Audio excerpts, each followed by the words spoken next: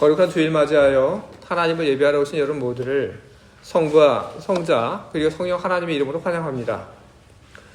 오늘은 교회력으로 두 번째 아드벤트입니다. 예수님께서 이 땅에 오신 날을 기억하고 그리고 예수님의 오심의 그 의미를 다시 한번 우리 가슴 속에 새기는 그런 절기입니다. 오늘 예수님에 대한 마음을 새롭게 하며 함께 하나님을 예배하는 우리가 되기를 바랍니다. 한 마음으로 하나님을 예배할 때 우리가 드릴 예배가 하나님의 기쁨이 될 줄 믿습니다. 그리고 우리 예배를 기쁘게 받으시는 하나님께서 우리 모두에게 은혜와 평화를 내려주실 줄 믿습니다. 그 은혜가 여러분 모두의 것이 되기를 간절히 소망합니다. 이제 성부와 성자 그리고 성령 하나님의 이름으로 주일 예배를 시작하도록 하겠습니다. 오늘 우리가 함께 나눌 하나님 말씀은 고린도후서 6장 1절부터 2절입니다. 우리가 하나님과 함께 일하는 자로서 너희를 권하노니 하나님의 은혜를 헛되이 받지 말라. 이르시되 내가 은혜 베풀 때에 너에게 듣고 구원의 날에 너를 도왔다 하셨으니 보라 지금은 은혜 받을 만한 때요 보라 지금은 구원의 날이로다. 아멘. 기도하겠습니다. 참 좋으신 주님, 늘 우리를 잊지 않고 우리를 생각해 주셔서 감사드립니다. 주님이 우리를 늘 잊지 않고 생각해 주심을 우리는 매주일 우리는 경험을 합니다. 우리가 어디에 있든지 하나님께서는 우리에게 오셔서 하나님을 예배하는 바로 그 일을 생각나게 하시고 그리고 하나님 앞에 나올 수 있도록 우리를 늘 초대해 주고 계십니다. 하나님께서 늘 우리를 생각하고 기억하고 그리고 인도해 주심을 우리는 믿습니다. 그 믿음으로 이곳에 와서 한 마음으로 하나님을 향하여 예배를 드리고 있습니다. 우리가 드리는 예배의 모든 순서 그 순간순간이 다 의미가 있고 그리고 그 모든 순서들 그리고 그 시간이 다 하나님의 큰 기쁨이 됨을 믿습니다. 이제 예배 중에 하나님 말씀을 우리들이 듣는 시간을 갖습니다. 우리들에게 주의 말씀을 들을 수 있는 귀와 그리고 마음을 허락하여 주시옵소서. 주의 말씀을 듣게 하시고 그리고 그 주의 말씀을 우리 안에 담게 하시고 우리 안에 담겨진 그 말씀이 우리의 삶을 변화시켜 가게 하나님 역사해 주시옵소서. 예수 그리스도의 이름으로 기도합니다. 아멘. 오늘 저는 여러분들 앞에서 복음의 회복 탄력성이라고 하는 제목으로 말씀을 전하도록 하겠습니다. 여러분 후쿠시마 원전 사고 여러분 다들 기억하시죠? 그게 언제 있었던 일인지 그것까지 혹시 기억하시는 분 계신가요? 참 오래됐죠. 이 후쿠시마 원전 사고 지금부터 한 12년 전에 일어난 그런 일입니다. 근데 12년 전에 원전 사고가 일어났는데 우리는 여전히 그 후쿠시마의 그 일들을 우리는 기억하고 우리는 계속해서 후쿠시마를 우리는 주목을 하고 있습니다. 가장 커다란 이유, 우리가 계속 후쿠시마를 바라보는 가장 커다란 이유는 다른 것이 아니라 바로 이 오염수 방류, 바로 그것 때문일 것입니다. 오염수가 계속 방류가 되면서 우리는 그것이 우리들에게 어떤 영향을 미칠 것인가에 대한 그런 걱정으로 우리는 계속해서 후쿠시마의 원전 문제를 우리는 주목을 하고 있습니다. 그런데 우리들이 후쿠시마의 그 원전 사고를 기억하며 지금 그 후쿠시마로부터 발생하는 여러 가지 오염수가 어떻게 될까 우리들이 그런데 많은 관심을 가지고 있는데 그런데 우리의 그런 관심의 그 그늘에 또 다른 문제가 있다고 하는 것을 우리는 기억을 해야 할 것입니다. 바로 그것은 무엇이냐 하면 원전 사고로 인하여 많은 사람들이 지금까지도 트라우마 속에서 살고 있다고 하는 것입니다. 많은 사람들이 후쿠시마의 그 원전 사고로 인한 두려움, 걱정, 분노, 거기서 벗어나지 못하고 계속해서 그런 트라우마 속에서 제대로 된 일상생활을 해 나가고 있지 못합니다. 그런데 이런 집단의 트라우마의 그런 경험들, 그것은 비단 일본의 그런 경우만 그런 것이 아닙니다. 한국 사람들에게도 트라우마가 있습니다. 대표적인 몇 가지가 있는데, 첫 번째로 빨갱이, 두 번째로 일본, 세 번째로 가난이라고 하는 겁니다. 6.25 전쟁을 직접 경험한 분들이 계십니다. 그분들은 6.25 전쟁을 직접 경험하면서 얼마나 그 전쟁이 끔찍한 것인지 온몸에 새겼습니다. 그리고 공산주의가 어떤 것인지에 대해서 잘 경험을 했습니다. 그리고 6.25 전쟁이라고 하는 그 전쟁을 통해서 겪은 그 상처와 트라우마는 그 일을 겪은 분들에게, 그 트라우마를 갖고 있는 분들에게 북한에 기아 사태가 발생을 해서 식량이 부족했을 때 북한에 굶주려 죽어가는 사람들을 위해서 먹을 것을 보내자는 바로 그 이야기 앞에 반대하게끔 만드는 그런 결과를 가져왔습니다. 너무나도 끔찍한 그런 경험을 했기 때문에 북한에 쌀 한 톨 보내는 것, 그것조차도 허락되지 않았던 것입니다. 바로 그것이 트라우마의 결과이고, 그리고 트라우마에 사로잡혀서 살고 있는 사람의 모습인 것입니다. 6.25 전쟁만이 우리들에게 트라우마를 남긴 것이 아닙니다. 일본의 지배 역시 우리들에게 트라우마를 남겼습니다. 그리고 일본의 그 지배로 생겨난 그 트라우마는 한 시대에 끝나지 않고 그 트라우마는 시대를 넘어, 세대를 넘어 이어지게 됩니다. 그래서 지금 우리는 일본하고 축구를 할 때 우리는 결사적입니다. 축구를 할 때 다른 나라에게 져도 괜찮은데 일본에게만큼은 우리는 지는 것을 우리는 용납하지 않습니다. 일본에는 무조건 이겨야 한다. 바로 그런 트라우마가 우리에게 그런 마음을 갖게 만든 것입니다. 그리고 일본의 지배, 6.25 전쟁, 이 두 가지의 끔찍하고 거대한 이 사건들은 우리에게 가난이라고 하는 그런 트라우마도 안겨다 주었습니다. 일본의 지배, 그리고 6.25 전쟁이라고 하는 이 둘로 인해서 엄청난 가난이라고 하는 트라우마가 우리 안에 생겼는데, 그런데 그 트라우마에 더하여 IMF라고 하는 사건이 일어나게 되었고, 그리고 그 사건은 우리에게 더욱 강한 가난에 대한 트라우마를 고착시키게 됩니다. 가난에 대한 우리의 트라우마, 그것은 우리의 삶의 지향점을 바꿔놓았습니다. 가난에 대한 그 트라우마는 우리에게 돈을 집착하게 만듭니다. 자기 자신을 위해서 돈을 구하고 집착하는 것이 아니라 가족을 위해서 돈을 구하고 집착하게끔 그렇게 만들어버립니다. 돈이 없으면 가족이 뿔뿔이 흩어진다고 하는 그런 경험들을 했기 때문에 가족을 지키기 위해서 돈이 필요하다고 하는 것을 알고, 그리고 돈을 집착하게 했던 것입니다.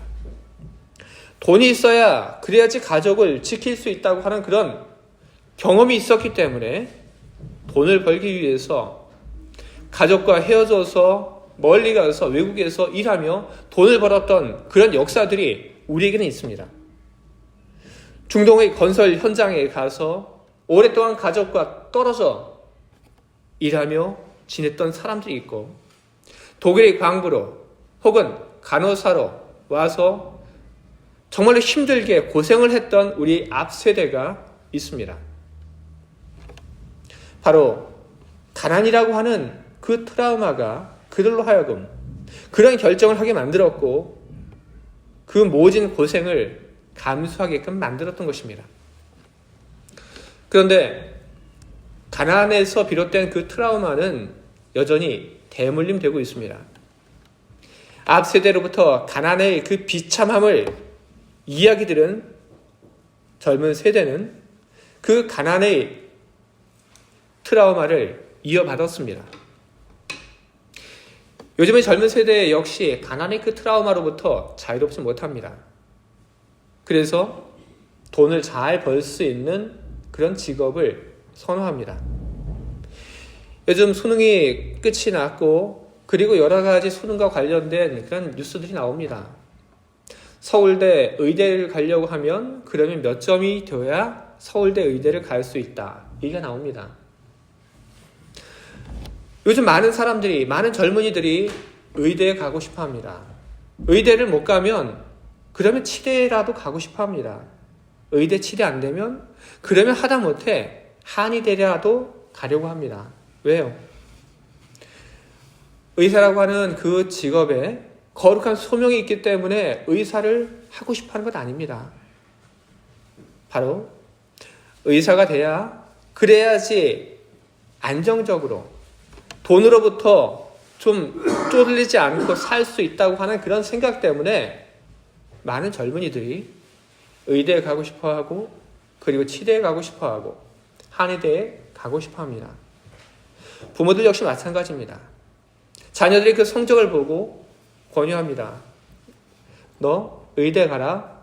너 치대 가라. 왜 이런 일들이 일어나게 된 것입니까? 바로 돈이라고 하는 그 트라우마에서 우리들이 벗어나지 못했기 때문에 그 트라우마가 우리들에게 무엇을 지향해서 살도록 그렇게 만들었기 때문에 우리들은 그렇게 지금 살고 있는 것입니다. 우리들이 가지고 있는 이런 트라우마, 우리는 과연 이와 같은 트라우마에서 회복될 수 있을까요? 가능합니다. 우리 인간의 트라우마, 거기서 우리는 벗어날 수가 있고 우리는 회복될 수 있습니다. 무엇을 통하여? 바로 복음을 통하여 우리는 우리가 가지고 있는 그 트라우마로부터 우리는 벗어나고 회복될 수 있습니다. 왜냐하면 복음에는 거룩한 회복 탄력성이 있기 때문입니다. 회복 탄력성이라고 하는 이 말은 영어 단어 resilience에서 번역된 말입니다. resilience라고 하는 이 말은 되돌아온다, 다시 튀어오른다라는 그런 뜻에서 유래가 되었습니다. 이 회복 탄력성이 무엇인지 어떤 분이 아주 구체적인 그런 예를 들어서 회복 탄력성에 대해서 설명한 것이 있는데 그분은 이렇게 이야기를 합니다. 고무공을 가지고 바닥에 탁 던지게 되면 그러면 그 고무공이 탁 튀어오르는데 바로 그게 회복 탄력성이다. 회복 탄력성은 역경에 주저앉지 않고 바닥을 딛고 다시 솟아오르는 특성을 가지고 있다. 고무공이 바닥에 닿았지만 그 바닥으로부터 다시 튀어오르는 것과 같은 바로 그런 힘, 바로 그 힘이 회복 탄력성이다. 신학자인 데이비드 M. 카라고 하는 분은 회복 탄력성이라고 하는 이 주제에 대해서 무척 관심을 가졌던 분입니다. 이분은 성경 속에서 회복 탄력성이 어떻게 등장을 했고 어떻게 작용을 했는지에 대해서 관심을 가지고 찾아보고 그리고 그 결과를 자신의 책으로 냈습니다. 그 책에서 데이비드 M. 카는 히브리인들이 바벨론의 그 포로 생활의 그 트라우마에서 그리고 로마 지배의 그 힘겨운 시간들 속에서 생겨난 그 트라우마에서 어떻게 벗어났는지 바로 그것을 적고 있습니다. 바벨론 포로의 그 트라우마, 파괴와 멸망, 학살과 포로 등등의 그 많은 끔찍한 그 트라우마 속에서 히브리인들은 어떻게 벗어날 수 있었나? 데이비드 M. 칸은 이야기를 합니다. 성경이다. 성경이 올바른 회복의 길을 제시했고 바로 그 성경과 함께 유대인들은 트라우마를 견디며 성경이 주는 회복 탄력성을 가지고 그들은 그들의 삶을 회복해 나갔다. 데이비드 M. 칸은 몇 가지 성경의 사건을 가지고 그 사건을 읽으면서 회복 탄력성을 이야기를 합니다. 하지만 그 사람이 이야기한 것이 전부는 아닙니다. 그가 이야기하지 않은 많은 트라우마가 성경 속에 있고, 그리고 성경이 가지고 있는 그 힘, 바로 회복 탄력성의 그 힘으로 트라우마가 극복되는 많은 이야기들이 성경에는 기록되어 있습니다. 성경은 거룩한 회복 탄력성을 가지고 있습니다. 조금 더 구체적으로 이야기를 한다면 성경, 바로 그 성경 안에 회복 탄력성이 있다라고 말하기보다 복음, 바로 거기에 회복 탄력성이 있는 것입니다. 요한복음을 보게 되면 예수님께서 사마리아 여인과 만난 이야기가 기록되어 있습니다. 예수께서는 사마리아 여인과 대화를 나누던 중에 갑자기 그 여인의 과거사에 대해서 언급을 하십니다. 네 남편을 데려와 봐라. 그러니까 그 여인이 이야기를 합니다. 남편이 없습니다. 바로 그 순간 예수님께서 이야기를 하십니다. 너에게 남편 5이 있었고 지금 있는 자가 내 남편이 아니니 내 말이 참되도다. 예수님께서 이 이야기를 하셨습니다. 우리는 이 이야기를 들으면서 우리는 놀랍니다. 어떻게 그런 이야기를 하실 수 있었을까? 왜냐하면 바로 그 이야기를 우리는 건드려서 안 되는 그녀의 트라우마라고 생각하고 있기 때문에 우리는 예수님께서 이런 이야기를 하신 것에 대해서 우리는 무척 놀라고 어떻게 이런 이야기를 하셨을까? 우리는 생각을 하게 되는 것입니다. 바로 예수님께서 말씀하셨던 바로 그것이 그녀의 트라우마인 것입니다. 이 트라우마 때문에 그 여자는 다른 사람들과 제대로 마주하지 못했습니다. 성경은 단지 그 여자가 다른 사람들과 제대로 마주하지 못했다, 이 정도만 그녀의 트라우마에 대해서 이야기를 하고 있지만 우리는 알 수 있습니다.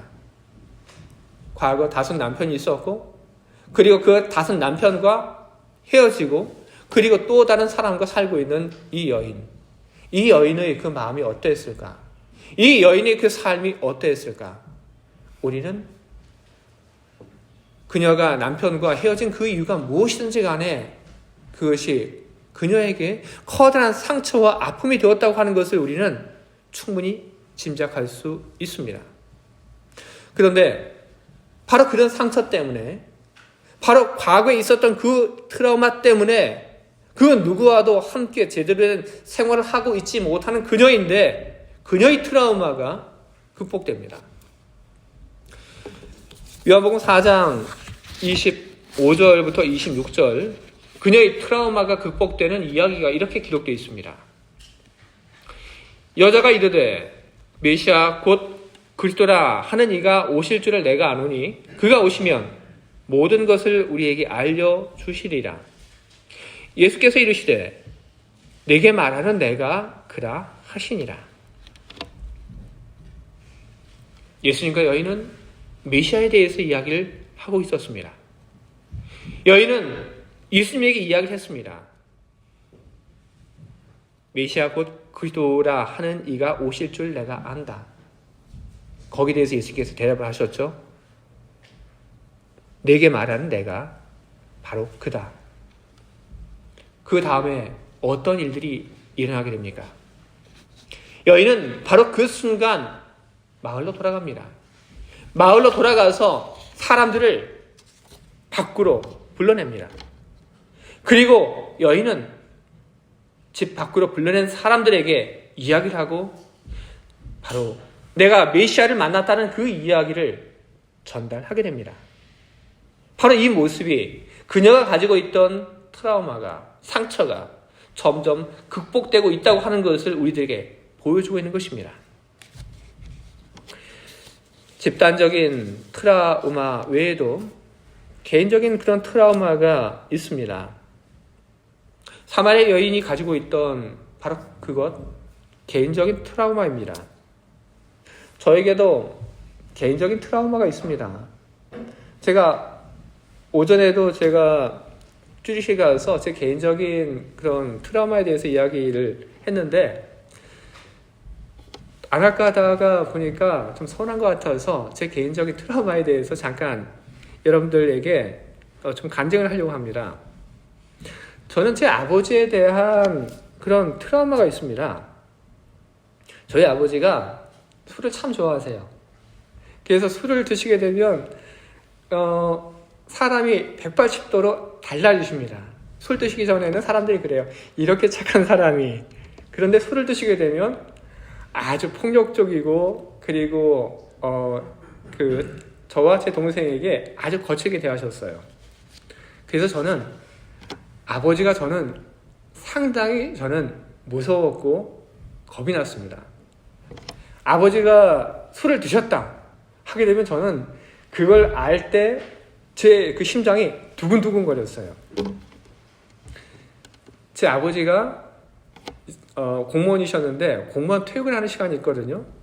그래서 정상적으로 이렇게 퇴근하시면 괜찮은데 아버지가 퇴근하실 시간이 지났는데 아버지가 안 들어오셔요. 그럼 그때부터 걱정이 되는 겁니다. 어디 가서 또 술 드시는 건 아닌가. 그리고 9시가 되고 10시가 돼서 이제 잠이 슬쩍 들었는데 아버지가 이게 집으로 오시는 이 걸음소리가 들리는 거예요.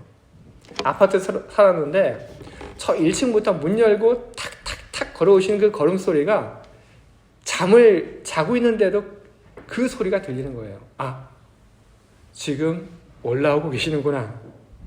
걸음걸이가 지금 약간 비틀비틀 거리고 있구나. 아, 술 드셨다.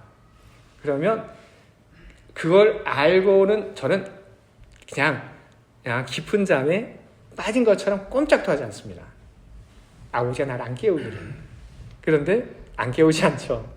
와서 깨웁니다. 그리고 혼을 내키죠. 너는. 바로 그런 아버지에 대한 그 트라우마 때문에 저는 술 마시는 사람을 저는 좋아하지 않습니다. 지금도 그래요.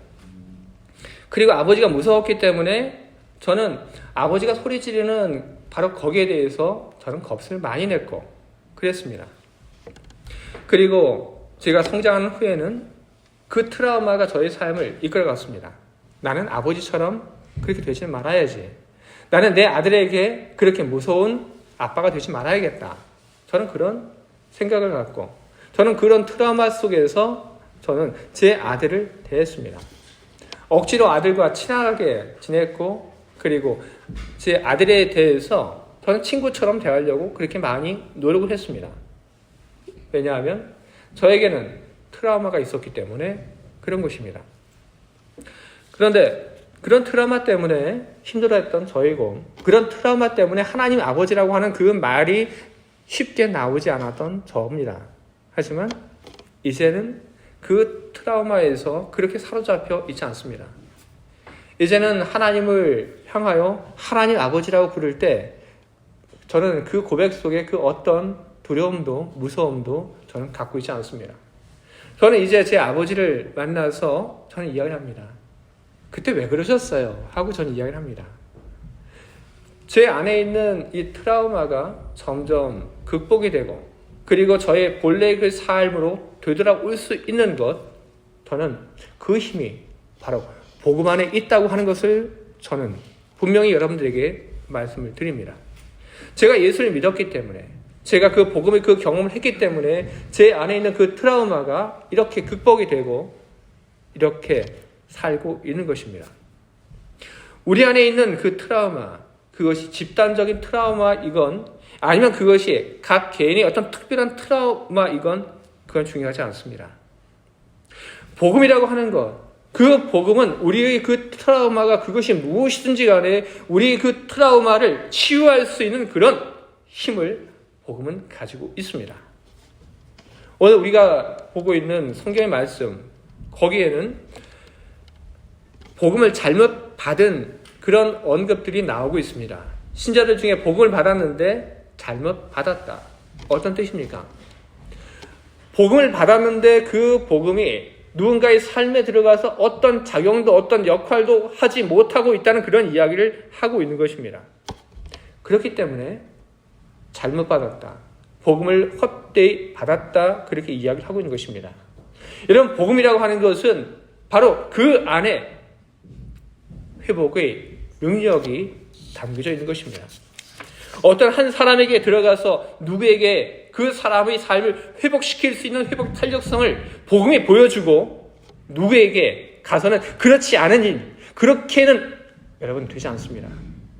복음은 들어가면 그 복음은 어떤 사람에게 들어가든 그 복음이 가지고 있는 회복 탄력성으로 사람의 삶을 치유하고 사람의 삶을 원래 있어야 할 그 자리로 되돌려 놓게 되는 것입니다.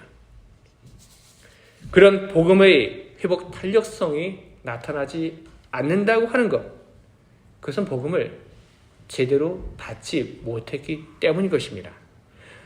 제대로 받지 못했고 헛되이 받은 것입니다. 복음은 그렇다면 도대체 어떻게 이런 우리 트라우마를 치유할 수 있는 그런 힘을 보이고 있는 것입니까? 바로 복음 안에는 하나님의 은혜가 있기 때문에 그런 것입니다. 사마리아 여인, 그 여인이 예수님과 처음 만났을 때 그건 아무런 은혜가 되지 않았고 예수님 성가신 그런 유대인에 지나지 않았습니다. 그런데 사마리아 여인이 예수님과 이야기를 하다 후에 알게 됩니다. 바로 예수님께서 성경이 예언한 메시아라고 하는 것을, 그것을 알게 되니까 그것을 알게 된 순간부터 모든 것이 다 그녀에게 은혜가 되기 시작한 겁니다. 그 순간도 그리고 그 전에 있던 일들도 바로 그녀에게 커다란 은혜가 되기 시작을 한 겁니다. 메시아가 나를 찾아오셨다. 메시아가 나의 모든 것을 알고 계신다. 그분이 나를 걱정해 주신다. 그분이 나의 미래를 위하여 이야기를 하고 계신다. 바로 이것이 그녀의 삶을 회복시키고 그녀를 활기차게 만들었던 것입니다. 하나님이 나에게 은혜를 베푸신다. 여러분, 바로 이것이 복음인 것입니다. 바로 이것이 기쁜 소식이고 이것이 우리들에게 좋은 소식입니다. 하나님의 아들이 우리 곁으로, 우리 가운데로 오셨다. 그분이 우리를 위하여 십자가에 달려 죽으셨다. 이것이 바로 복음의 내용이고 복음의 사건입니다. 그리고 복음의 사건은 우리들 삶 속에서 계속해서 일어납니다.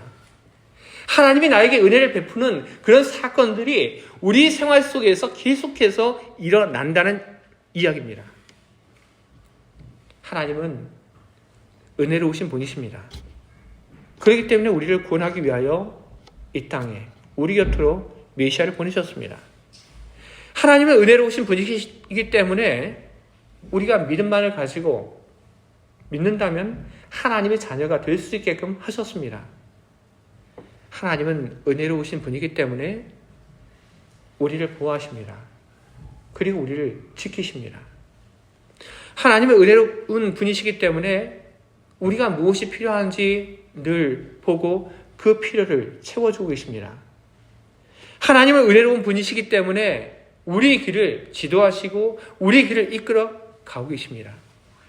이와 같은 하나님의 은혜의 그 경험이 우리를 회복시키는 것입니다. 주의 사랑하는 교회 여러분, 복음, 바로 그 복음 안에 우리 트라우마를 이길 힘이 있다고 하는 것을 여러분 기억하시기 바랍니다. 그리고 그것을 기억하시며 복음을 향하여 여러분 나오시기 바랍니다. 복음을 향해 나오라고 하는 것은 하나님의 말씀이 선포되는 그 선포의 자리에 여러분이 나오시라고 하는 것입니다. 그리고 하나님의 말씀이 선포되는 바로 그 자리는 또한 여러분들에게, 저에게 은혜의 자리가 될 것입니다. 은혜의 자리는 우리가 결단하는 자리입니다. 예수님께서 세상에 오셨을 때 우리 곁으로 오신 그 예수님을 믿은 사람들, 믿기로 결단한 사람들, 바로 그 사람들에게는 은혜가 넘쳤습니다. 결단했을 때, 듣고 결단했을 때 은혜가 그 사람들에게 넘친 것입니다. 우리 또한 주님의 복음이 있는 곳에 나오고 우리는 그 복음이 있는 곳에 나와서 우리는 또한 결단을 하는 그런 모습을 가져야 할 것입니다. 우리가 주님의 말씀이 참되다고 하는 것을 믿고 그리고 주님의 그 인도하심에 나의 모든 것을 내맡기는 그런 결단을 하게 될 때, 주님의 인도하심을 내가 따르기로 내가 결단하게 될 때, 주님의 말씀이 옳다고 하는 것을 믿으며 그 말씀에 순종하기로 내가 결단하게 될 때 바로 그때부터 은혜는 우리 안에 들어오게 되고 우리 삶을 치유하고 우리를 더욱 강하게 만들어 갈 것입니다. 주님의 은혜가 복음이 가지고 있는 그 회복 탄력성이 우리 모두의 삶을 회복시킬 것을 믿습니다. 아멘.